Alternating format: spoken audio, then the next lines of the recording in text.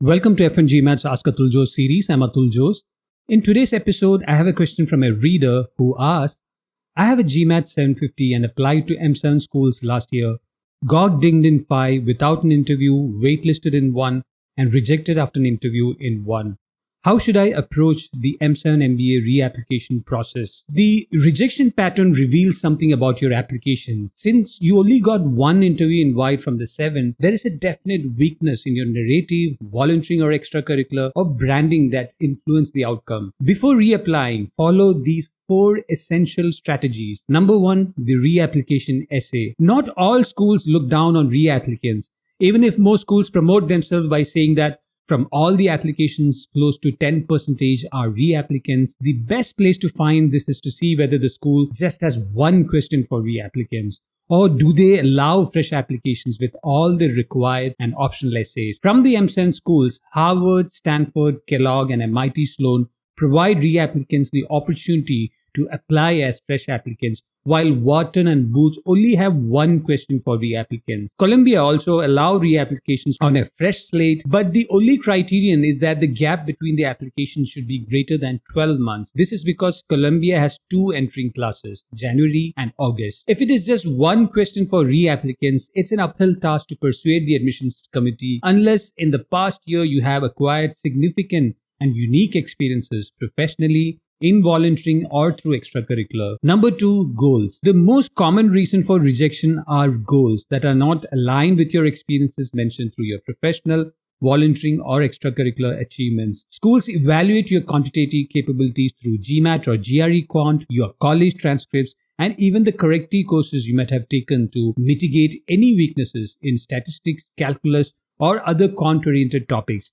If you have a non-traditional degree or you graduated from a Tier 2 school, then you should give extra emphasis on improving your GMAT or GRE score. The narratives that you use to demonstrate your personality traits or values in the essay also influence the feasibility of achieving the goal that you mentioned in the application. So everything is connected to your goals and motivations. Even if you create a great narrative and the goals are too ambitious or too easy, you will face a similar outcome as last year.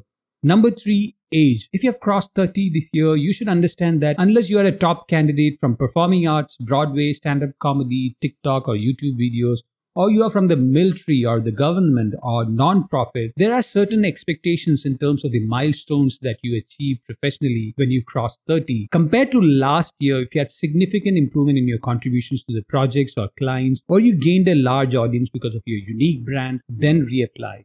If after your non-traditional background you pivoted to another function that is not what you have mentioned in the goals essay, then again you will face rejection. Schools don't like 3 to 4 time career switchers. If the narrative is about growth or scaling, schools are much more accepting of the goals. So again, everything is related to the goals that you're mentioning. The admissions team look at your age and your previous attempts at career switching and then makes a call on whether the goals are feasible or not with an MBA. Number 4, recommenders. The narrative in your essay is half the job. The rest comes through the recommendation letters.